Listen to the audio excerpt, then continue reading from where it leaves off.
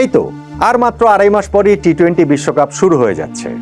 আগামী বছরের 7 ফেব্রুয়ারি উদ্বোধনী ম্যাচ, 8 মার্চ ফাইনাল হবার কথা। ভারত এবং শ্রীলঙ্কা এই টি-20 বিশ্বকাপের যৌথ আয়োজক। আগামী 25শে নভেম্বর এই বিশ্বকাপে অংশগ্রহণকারী 20টি দলের মধ্যে ড্র অনুষ্ঠিত হবে ভারতের মুম্বাইতে। দলগুলো কে কোন গ্রুপে পড়েছে, ম্যাচের শিডিউল কি, কে কোন ভেন্যুতে কখন খেলবে, এই সব কিছু আনুষ্ঠানিকভাবে জানানো হবে। তার আগে আজকে ক্রিকেট বিষয়ক জনপ্রিয় ওয়েবসাইট ক্রিকবাজ একটা রিপোর্ট করেছে, সেইখানে তারা বিশ্বকাপে অংশগ্রহণকারী 20টি দলের গ্রুপিংটা কেমন হবে সেটা জানিয়েছে। ওইটা যদি অফিসিয়ালি এরকম হয় তাহলে বাংলাদেশের গ্রুপটা কেমন হলো। আমরা কি গ্রুপ অফ ডেতে পড়েছি? আমাদের কি আসলে সহজ গ্রুপে পড়ার কথা ছিল? পড়া কোনো রকম কোনো সুযোগ ছিল? যেই গ্রুপটাতে আমরা পড়েছি সেইখান থেকে পরবর্তী রাউন্ডে গ্রুপ পর্ব পেরিয়ে যাওয়ার সম্ভাবনা বাংলাদেশের কতটা থাকবে, টুর্নামেন্টের ফরম্যাটটা কেমন হবে, এই সব কিছু মিলিয়ে আলোচনাটা করছি। দেখুন, প্রথম কথা আমি বলে রাখি, বাংলাদেশ গ্রুপ অফ ডেতে পড়েছে এটা আপনি বলতে পারেন, এবং একই সঙ্গে এটা আপনাকে অবশ্যই বলতে হবে বাংলাদেশের সহজ গ্রুপে পড়ার কথা ছিল না, সহজ গ্রুপে পড়ার কোনো সুযোগই আসলে ছিল। কেন সেটা আসলে ছিল না? 2024 সালে টি-20 বিশ্বকাপটা হয়েছিল ওয়েস্ট ইন্ডিজ এবং ইউএসএতে। 20টি দল তখনও অংশ নিয়েছিল। সেইবার যেই ফরম্যাটে হয়েছে এই বিশ্বকাপও একই রকম ফরম্যাটে হচ্ছে। 20টা দলকে প্রথমত 4টা গ্রুপে ভাগ করা হবে, প্রতিটা গ্রুপে 5টি করে দল। প্রতিটা গ্রুপে দলগুলো নিজেদের সঙ্গে একটা করে ম্যাচ খেলবে। শীর্ষ 2টো করে দল পরের রাউন্ডে উঠবে, সুপার 8 যেটার নাম। সুপার 8-এ ওই 8টি দলকে আবার 2 গ্রুপে ভাগ করা হবে, 4টা করে দল, অর্থাৎ ওইখানটাতে গিয়ে প্রতি গ্রুপে আবার দলগুলো অন্য দলগুলোর সঙ্গে একটা করে ম্যাচ খেলবে, এবং 2 গ্রুপেরই শীর্ষ 4টা দল সেমিফাইনাল উঠবে, তারপরে ফাইনাল। এই হচ্ছে গিয়ে গতবারের ফরম্যাট ছিল, এইবারের ফরম্যাটটাও একই রকম রয়ে গিয়েছে। এখন গতবার বাংলাদেশ গ্রুপ অফ ডেতে পড়েছিল, হ্যাঁ পড়েছিল। আপনি বলতে পারেন সাউথ আফ্রিকার সঙ্গে আমরা ছিলাম, শ্রীলঙ্কার সঙ্গে বাংলাদেশ ছিল, নেপাল এবং নেদারল্যান্ডস। সো সেইটাকে আপনি গ্রুপ অফ ডেট বলতে পারেন।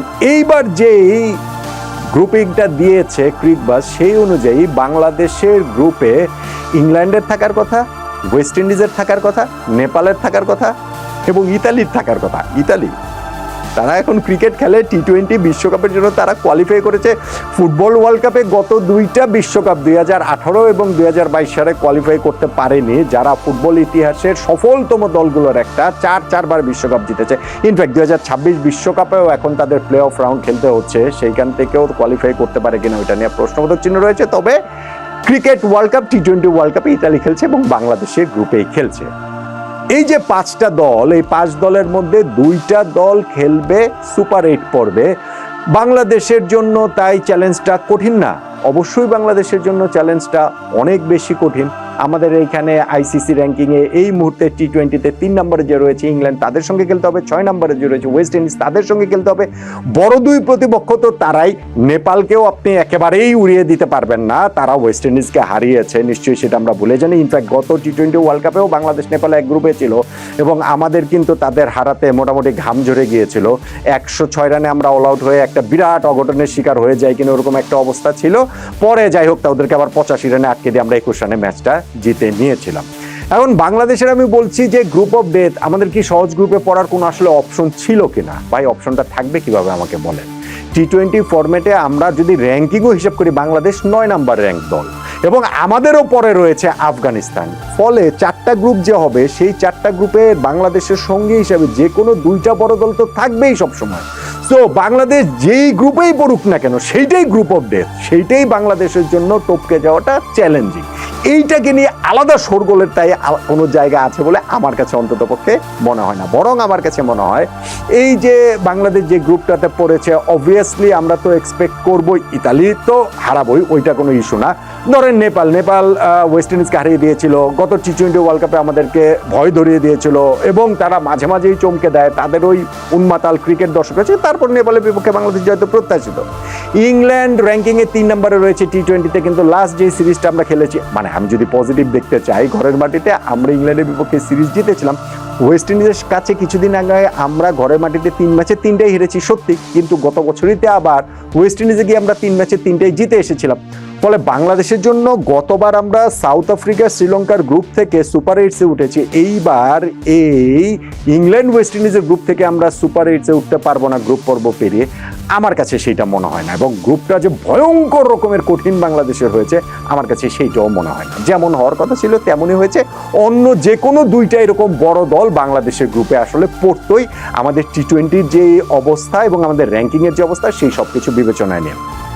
অবশ্য র্যাঙ্কিংটাকে এখানে খুব বেশি বড় করে দেখার সুযোগ নাই, কেননা ফুটবলে যে ড্র অনুষ্ঠিত হয় বিভিন্ন টুর্নামেন্টে, স্পেশালি ফুটবলের ক্ষেত্রে আমি বলতে পারি, অন্যান্য সব খেলার ক্ষেত্রে এটা প্রযোজ্য, সেইটা হয় একটা ফেয়ার জায়গা থেকে, যে হয় র্যাঙ্কিং অথবা ধরেন দলগুলোর অবস্থা অনেক কিছু বিবেচনা করে। কিন্তু ক্রিকেটের ক্ষেত্রে সেইটা খুব একটা প্রযোজ্য না, কেননা ইন্ডিয়া পাকিস্তান ফিকচার দেখলে আপনি বুঝতে পারবেন যে এই দুইটা দল সব সময় সব জায়গায় মাল্টিনেশনাল টুর্নামেন্টে যখন একসঙ্গে থাকে তখন তারা গ্রুপ পর্বেই মুখোমুখি হয়েই যায়।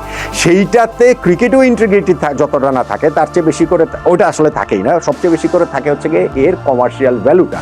এবং এইবারে টি-20 ওয়ার্ল্ড কাপেও ক্রিকবাজের ফিকচার গ্রুপিং অনুযায়ী ইন্ডিয়া পাকিস্তান একই গ্রুপে পড়েছে, এবং ভারত এবং পাকিস্তানের ম্যাচের মানে গ্রুপে তাদের সঙ্গী যে বাকি তিনটা দল, সেই তিনটা দল আবার খুবই দুর্বল।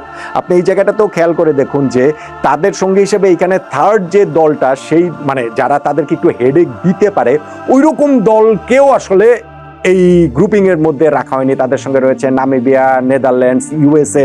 অবভিয়াসলি এই দলগুলো তো আপসেট ঘটাতেই পারে, গত টি-20 ওয়ার্ল্ড কাপে হইতে ইউএসএ হারিয়ে দিয়েছিল পাকিস্তানকে। বাট আমি বলছি যে গ্রুপিংটা করার সময় এটা এনশিওর করার চেষ্টা করা হয়েছে যে ইন্ডিয়া পাকিস্তান তো গ্রুপে একসঙ্গে থাকবেই, মুখোমুখি হবেই, এবং তারা যেন ওই সুপার 8 পর্বেও তারা এই দুইটা দল চলে যেতে পারে।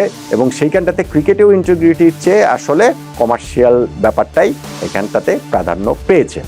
অন্য যে দুইটা গ্রুপ, ধরেন শ্রীলঙ্কা তো কো হোস্ট আর একটা আয়োজক ভারতের পাশাপাশি, তাদের গ্রুপটাতে অস্ট্রেলিয়া রয়েছে, জিম্বাবুয়ে রয়েছে, আয়ারল্যান্ড রয়েছে এবং ওমান রয়েছে। তো শ্রীলঙ্কার গ্রুপটাও কিন্তু খুব সহজ হয়নি অস্ট্রেলিয়া জিম্বাবুয়ের উপস্থিতির কারণে। আয়ারল্যান্ডের কথা বলতে পারেন যে একেবারে আইসিসির ফুল মেম্বার আরও তিনটা দল শ্রীলঙ্কার সঙ্গে রয়েছে, অর্থাৎ 4টা দল এই গ্রুপটাতে রয়েছে। এবং আরেকটা গ্রুপ যেটা, সেইখানটাতে গত টি-20 ওয়ার্ল্ড কাপের যারা ফাইনালিস্ট ছিল, ভারতের কাছে ফাইনালে গিয়ে জিততে যারা হেরে গিয়েছিল, সেই সাউথ আফ্রিকার গ্রুপটাতে নিউজিল্যান্ড রয়েছে আফগানিস্তান এবং অন্য দুইটা দল ইউএই, ও ওই গ্রুপটাতে তাদের সঙ্গে এই যে তিনটা যে বড় দল রয়েছে তার সঙ্গে ইউএই এবং কানাডা আরও দুইটা দল রয়েছে।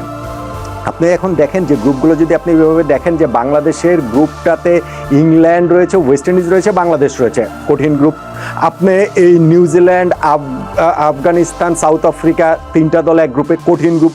ইভেন শ্রীলঙ্কার যে গ্রুপটা, শ্রীলঙ্কা, অস্ট্রেলিয়া, জিম্বাবুয়ে থাকার কারণে মোটামুটি কঠিন গ্রুপ। আর ইন্ডিয়া পাকিস্তানের গ্রুপ, ইন্ডিয়া পাকিস্তানের জন্য সবচেয়ে সহজ গ্রুপ, কেননা তাদের গ্রুপের বাকি 3 দলের মধ্যে কোনো দলটাকে এরকম অন্য যে 3টা গ্রুপ রয়েছে ওইভাবে আপনি ধরতে পারবেন না যে এই তৃতীয় কোনো একটা দল, নামিবিয়া বলেন, নেদারল্যান্ডস বলেন কিংবা ইউএসএ বলেন। সো এইখানটাতে ফিকচারের ওইরকম একটা সুবিধা ইন্ডিয়া পাকিস্তান সবসময় পেয়ে থাকে। টুর্নামেন্টটা এইবার যে ভারত পাকিস্তান ম্যাচটা হবে, সেই ম্যাচটা তো অবভিয়াসলি ভারতে তো আর হবে না, সেই ম্যাচটা হবে নিরপেক্ষ ভেন্যু, তার মানে ভারত পাকিস্তানের জন্য নিরপেক্ষ ভেন্যু শ্রীলঙ্কাতে সেই ম্যাচটা আয়োজিত হবে। ক্রিকবাজ বলছে সেটা 15ই ফেব্রুয়ারি ওই ফিক্সচারটা রয়েছে। আর টুর্নামেন্টের সেমিফাইনাল দুইটা মুম্বাইতে ও কলকাতায় হওয়ার কথা, এবং ফাইনাল হওয়ার কথা আহমেদাবাদে, যদি না পাকিস্তান টুর্নামেন্টের সেমিফাইনাল ফাইনাল পর্যন্ত যেতে পারে। যদি পাকিস্তান চলে যায়, পাকিস্তান তো আর ভারতে এসে খেলবে না, সেই ক্ষেত্রে একটা সেমিফাইনাল এবং ফাইনালের বিকল্প ভেন্যু হিসেবে শ্রীলঙ্কার কলম্বো থাকবে। পাকিস্তান যদি সেমিফাইনাল খেলে উঠে যায় তাহলে তারা কলম্বোতে খেলবে, পাকিস্তান যদি ফাইনালে উঠে যায় তাহলে তারা কলম্বোতে খেলবে। সেক্ষেত্রে সেমিফাইনাল ফাইনালের ভেন্যুটা আসলে চেঞ্জ হয়ে যাবে।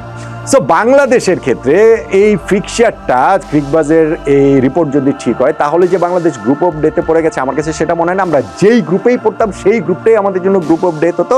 টি-20 ফরম্যাটে আমরা যেই জায়গাটা রয়েছি সেই বিবেচনা যদি আমরা করি, এবং গত টি-20 ওয়ার্ল্ড কাপের কথাও আমি বললাম যে সাউথ আফ্রিকা শ্রীলঙ্কার গ্রুপ থেকেই তো আমরা সুপার 8 উঠে গেছিলাম। ইনফ্যাক্ট আমরা সেমিফাইনালে উঠতে পারতাম যদি না আফগানিস্তানের বিপক্ষে সেই ম্যাচটাতে আমরা ওই রকম ব্লান্ডার করতাম। 19 বলে 43 রান করার মতো একটা আমরা চেষ্টাটাই যে আমরা করিনি, ওই যে মাহমুদুল্লাহ রিয়াদ 5টা বল যে থেকে দিলেন, যাই হোক সেটা আমরা পারিনি।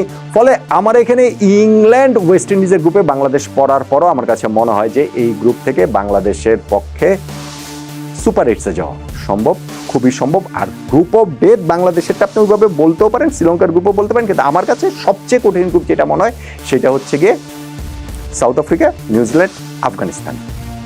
এই যে এই তিনটা দল একই গ্রুপে রয়েছে, ওই গ্রুপটাকেই আমার কাছে মনে হচ্ছে যে গ্রুপ অফ ডেথ বাংলাদেশের গ্রুপের চেয়েও বেশি করে। কতটা একমত হলেন আপনি? এবং ভারত পাকিস্তান এই ফিক্সারটা যে সবসময় তাদের যে একই গ্রুপে রেখে কমার্শিয়াল ভ্যালু থেকে এই কাজটা যে করা হয় ক্রিকেটীয় সততার চেয়ে বেশি করে, এই বিষয়ে নিশ্চয়ই আপনাদের কারো কোনো দ্বিমত নেই, থাকার কোনো কারণও নেই।